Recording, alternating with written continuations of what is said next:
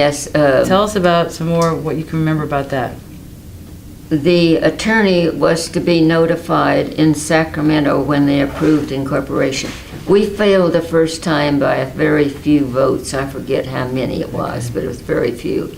So then we turned around and did it again, and we actually worked harder the next time. And so did the other people in Yountville. They worked harder to call on everyone. See, the people, elderly people in Yountville were afraid that we were going to raise their taxes because we did have the authority to put in city taxes once you're a state.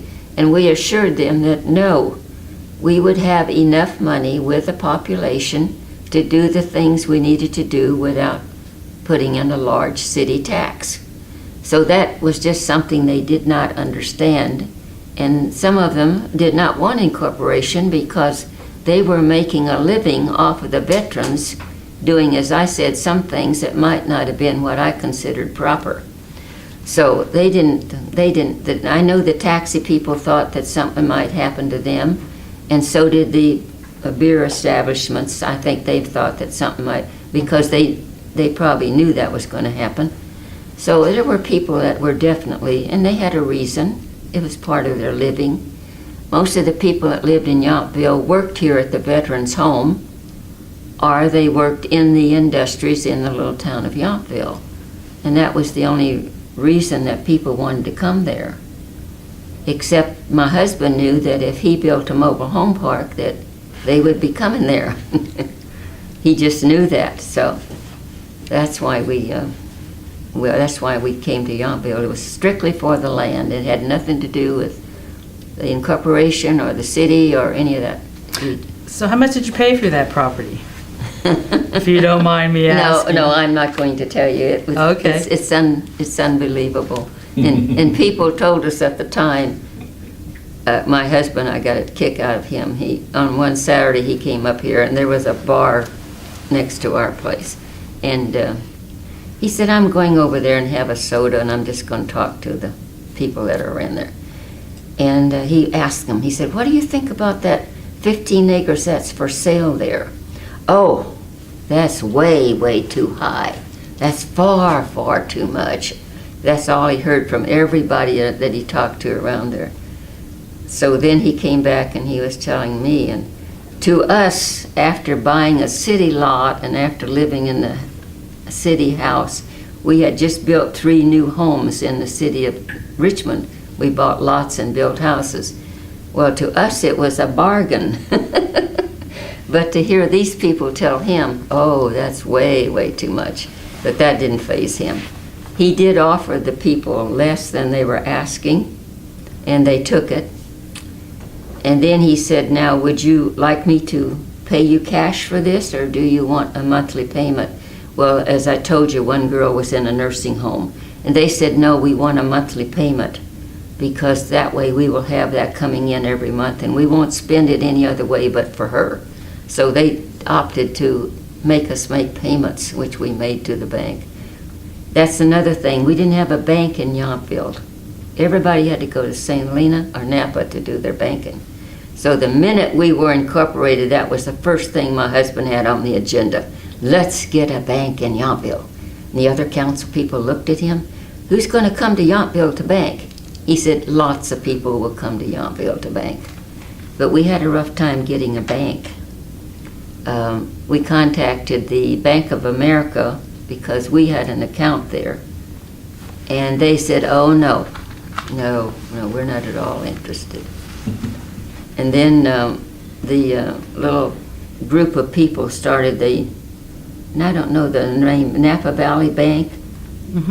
They started that. There were about 5 people that got involved, and they built a couple of banks in Napa while we were working on all this, and so we got them to come there. And I still bank there. I went there today. I still bank there. And we invested in the bank ourselves. I still own stock in the bank there. That's that West America Bank. Now it's West America. Now it's West America. Yes. Okay. But we no sooner did the bank open than it was very busy. Very busy. They did a good job. Your husband was correct. Yes. I'll tell you another thing he said to me. we were having lunch one day while we were working on the property, and he said to me, "I wish I had an extra $1 million." And I looked at him because I had learned by this time to be very careful, and I paid close attention. He said, I said, "And what would you do with $1 million?" He said, "I would put a down payment on every piece of property in Yountville that would sell to me." Well, at that time, you couldn't get people to buy a piece of property in Yountville. And I said, "Really, would you do that?" He said, "Absolutely." So he could see far beyond what was there when we came there. Wow. Yeah. So he was the first elected mayor, and how come they call him the first elected mayor? And then you told a little bit about you being the city clerk, but how, Well, was it easy to get council people to, yes, we didn't have any trouble with that, and it was mostly the people that worked on the Yountville Improvement Club. But when you become incorporated, you have a limited time to elect, to select a mayor to serve until you can hold an election. And we also had a certain time that we had to hold an election. So we appointed Mr. Capito, who was up here, the financial director of the Veterans Home. He had worked with us for incorporation. So we knew he knew a lot about financing. So we asked him to serve as a temporary until we could have an election. And then they put, I don't know how many names on the election ballot. Well, Thurman got the most votes, so he was, then the men all said to him, "Well, then you must be the first elected mayor." So that's the way. And then the other people, they chose to change mayors to let everybody have a chance that served on the council. He served on the council for 12 straight years. And we merely quit because he and I wanted to travel. We had been confined all this time since our marriage and with a child and college and all this. So we wanted to travel.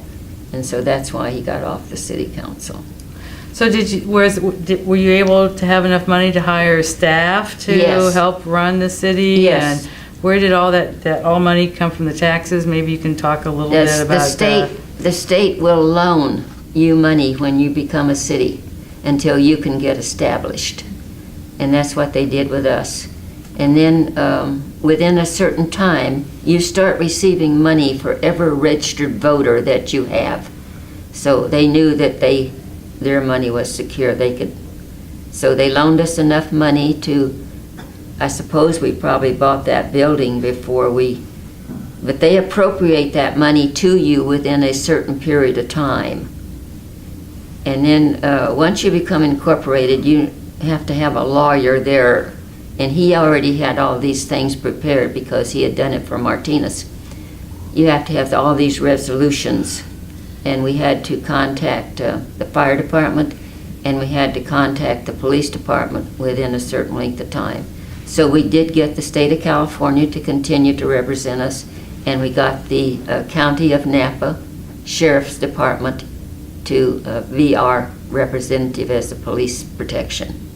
So we had to do that within a certain length of time. He and I worked well into a day and a night getting all these resolutions that were compelled by the state at a certain time to then we started looking for a building because we needed a place to meet rather than someone's house. So let's just talk about that first building a little bit and how that kind of came about. Then maybe we can take a break a little bit. Well, yeah, like I said, the only big enough building that we felt that we could serve was this community hall owned by the Catholic Church. And of course, you don't get the Catholic Church to do anything by a snap of the fingers because they have to go through a lot of steps. But that was our first thing, and we also had a brand new priest here. It was his first time. His name was Clary. And we got him busy working on that to help us to get the Catholic Church to say that they would sell that building. And had they been using it, they probably wouldn't have sold it to us, and then I don't know what we would have done. But that's how we got that building. And we couldn't move in there right away because it wasn't suitable. We had to start in working, and we fixed a small room and stuff for the council as quickly as we could. And we had to hold, we had to hold meetings, I guess, once a month or whatever. Did people come? Did the public come? And Not really, not really, no. some things never change. Before Corporation, there wasn't, I want to talk about the services and All right, so maybe utilities this is a good in time town. to There wasn't take any the- garbage collection. And what do you remember about how water and sewer, do you really know how much about utilities? You can tell us how that worked? Well, we received water from Rector Dam, and then we had our own little sewer plant over there. And as I said, there was no garbage service. There were lots of streets that were not paved.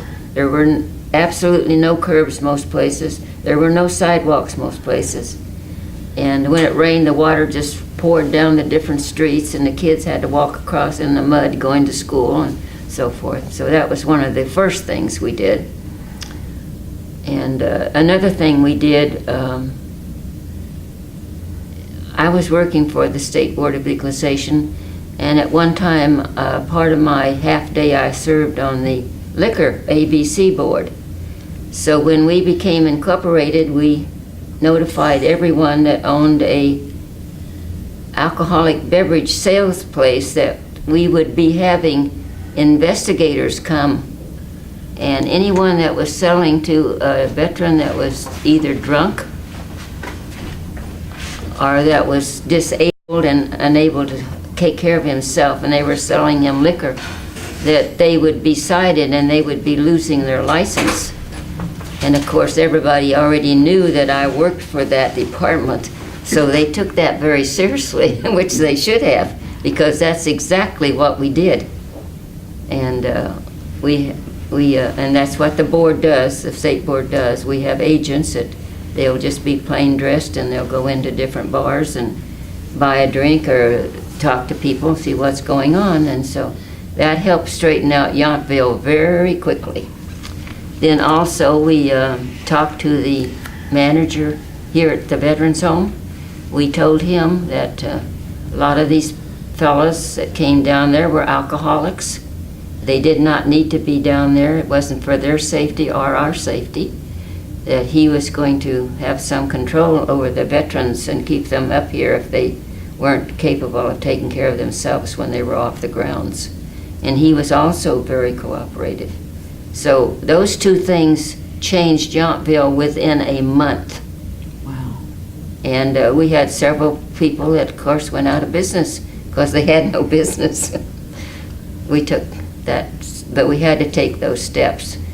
And we didn't want any more veterans killed. There were several veterans killed on the road and stuff like that. And be there all night, and they'd be missing, and they'd have to come and pick them up. And that's what we told the administrator here, that if we find anyone that's drunk and out on the street, we'll have him put in jail, and it'll cost quite a bit of money to get him out of the Napa County Jail. So that stopped a lot of it right away, and it helped Yountville. Also, the Yountville Improvement Club, we advised everyone in Yountville, clean your yards, paint your houses. Let's get everything looking nice in this town. Let's make it a place that everybody will be happy they live here, be proud of the way it looks. And I'm telling you, just like the snap of the finger, it started happening. It was such a pleasure to us, because that's the type of people my husband and I were. That's what we started doing. We first cleaned up the front of our property and started working on the house and just everything, and it really made a difference in the town of Yountville. Great, it's like infectious. So what can you tell us, even in the last 10 years, we've had a couple pretty big-sized floods, and we've got a lot more flood control in now. Did this area flood a lot when you were here, or is there anything you can tell us about that? When we bought that property, it was actually in a flood zone, and we weren't told. We did not know that. We had no idea that was. But we were flooded twice in the Gateway Mobile Home Lodge, but never serious. It got in our streets, and it got up onto the sides of the mobile homes, and it ruined some of their skirting, But we had nobody had water actually come into the mobile home, and it was basically the back portion.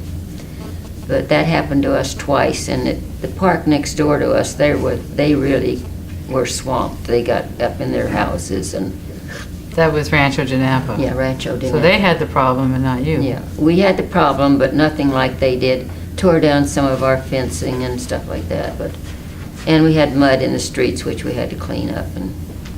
But actually, we were very fortunate. We didn't have anyone that was flooded. But definitely was a problem, Okay. and the reason being that the problem comes from up above us. It always will, from Lake County coming down, because they don't keep their streams clean, and they don't take care of certain things where the water could be drained. We did not have this big ditch going from Napa out here that goes all the way to Napa. So at one time, I couldn't go to work because I couldn't get across the road. So then the county took care of that and put in that, and that really helped the drain the Napa. And then, like I mentioned, Hopper Creek at most places was just crooked and not taken care of. So that helped. We saw that other people then had to do that. And that took care of some of our problems, but flooding is something I'm afraid is never going to be taken care of until everybody above us does a little more, even in the city of Napa. That's true. So also, right around that time, there was another very historical event going on within Napa County, and that was the implementation of the Ag Preserve. Yes. And that must have been very controversial. Yes. Maybe you could talk about your thoughts and what was going on and how that came about. Yes, but we people that really were interested in what happened in Napa County knew this was a good thing, because we had just seen what happened around the San Jose area, where all the orchards were taken out and houses were built. So, and also me with a farming background, I knew that farming to me is better than a housing district. So the city of Yountville was in favor of the Ag Preserve. And also, we didn't have much farming within. The Bartasonas had grapes. Both of the boys had grapes there. But we didn't have a lot of farming within our little confined of Yountville. So that part wasn't a major thing to them. And also at the house, we were talking about the house. Some people said that part of that house was moved there. That was never mentioned to us. And we saw no indication that house was ever moved there, other than just being built there. It might have been, but when we bought it in 59, and there was a picture of it in 1896, and it looked the same at that time. I don't believe back before that time there was house movers that could have gotten that house down there from someplace else. So I think the house was probably just probably a 2-bedroom house to begin with, and they just kept adding on to it. But I could be wrong, I don't know. But that's just the way my husband